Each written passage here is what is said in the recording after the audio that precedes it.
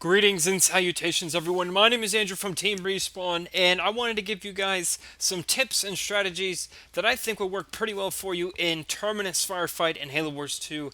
I've played a few matches online with Ed and Thomas. I played a little bit at E3, and I feel like I have some good knowledgeable points to maybe help you out, and really what to decide for the best leaders to pick as a team for Terminus Firefight to help you last as long as possible. And this is my own objective opinion. Obviously, it's kind of just like my ranking the leaders videos. They're all objective, so you may disagree. They may not work for you at all, but this is what works best for us as a team, and hopefully it'll work well for you. Now, for picking your leaders in Terminus Starfight, if you're going 3v3, I would say probably the best triple combo of leaders is someone to play as the Johnson, someone to play as Pavium, and then someone to play as either Serena or Jeremy. And I just think a combination of those four mix and match leaders would do really, really well.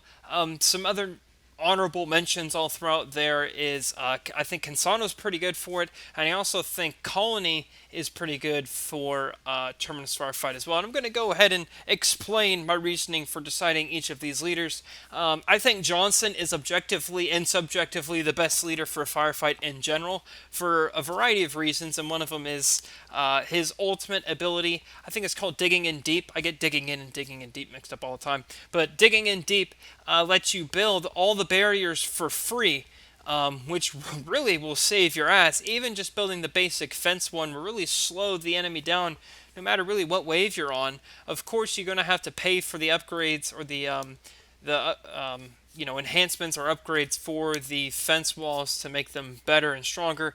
But if you have like a Nightingale or a Hornet or something to just fly around really quickly to get to all of the barrier building slots, just go ahead and queue them all up as the Johnson, and it'll really help out and also help you get a few achievements as well.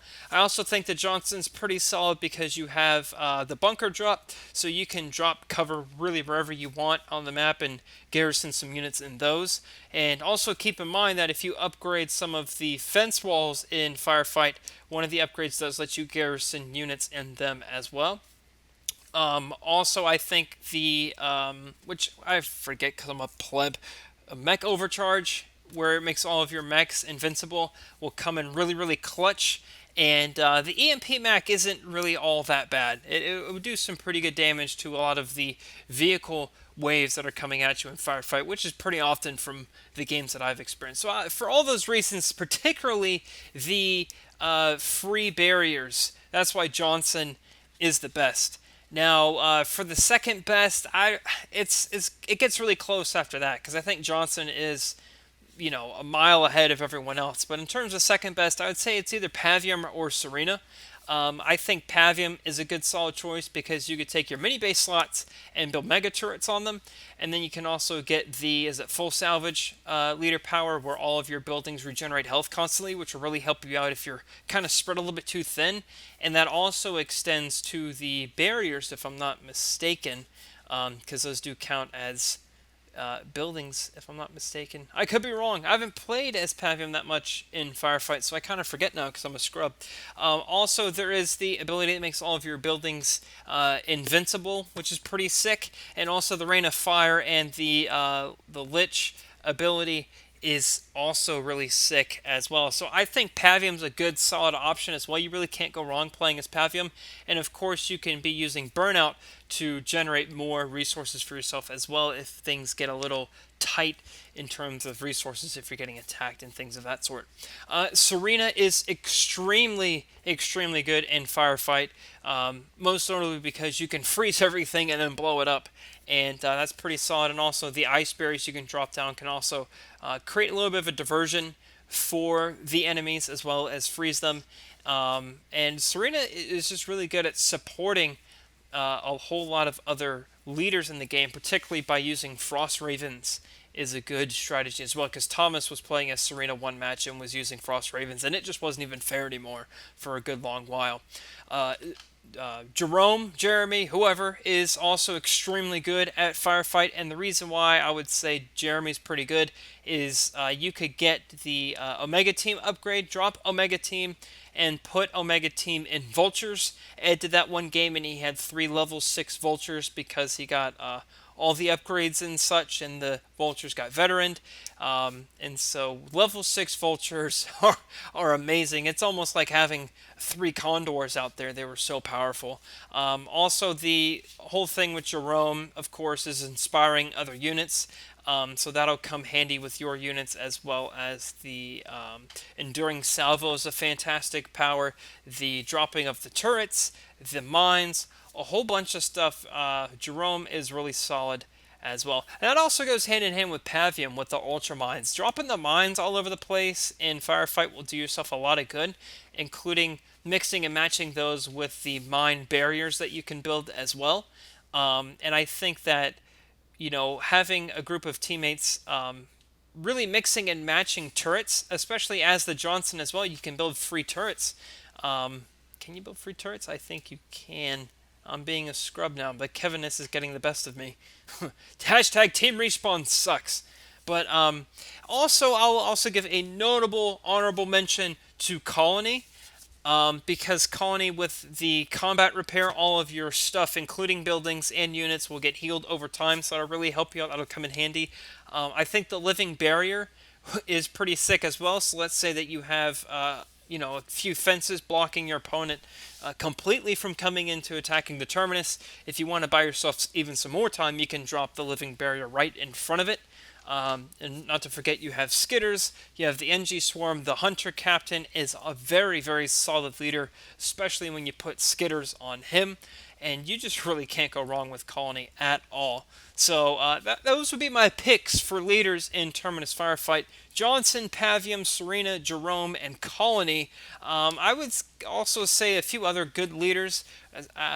Could be the Arbiter. You could be using all the stasis to kind of keep them in check, keep your enemy's units kind of stable while either you have to move somewhere else, or you just don't want them to go anywhere. You can also use the Shipmaster to teleport their crap all over the place away from the Terminus.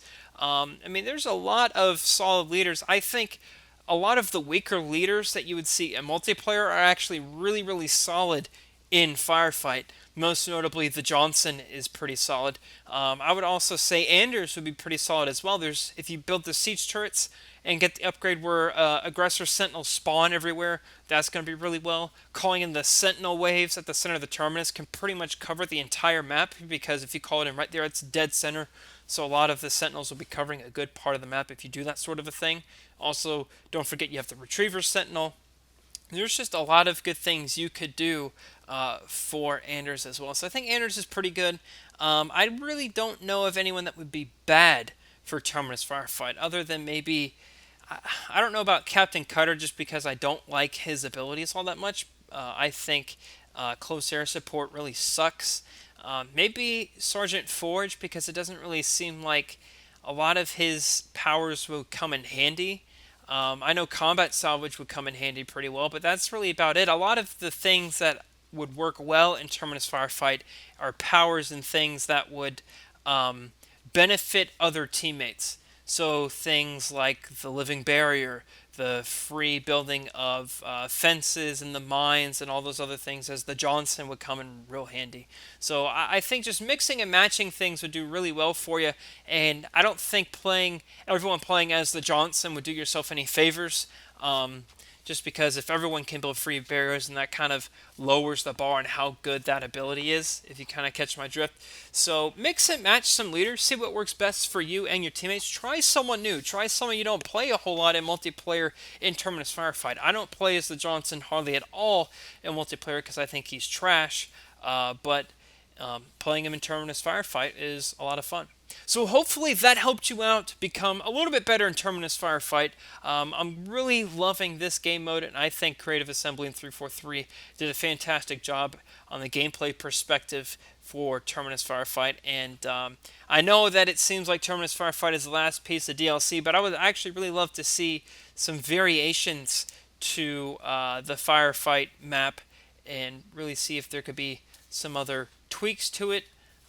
Maybe get a whole new map design altogether. I think would be pretty cool. I really wish that they would have a standalone map pack for the game. Give us new maps for Blitz, more maps for multiplayer. I know we got a couple for Waking the Nightmare, but also some multiplayer maps for Firefight as well. So post your thoughts down in the comments down below. Would love to see what your team is for Terminus Firefight and see how well it stacks up to mine. Thanks for watching. I'm Andrew from Team Respawn, and I will see you next time.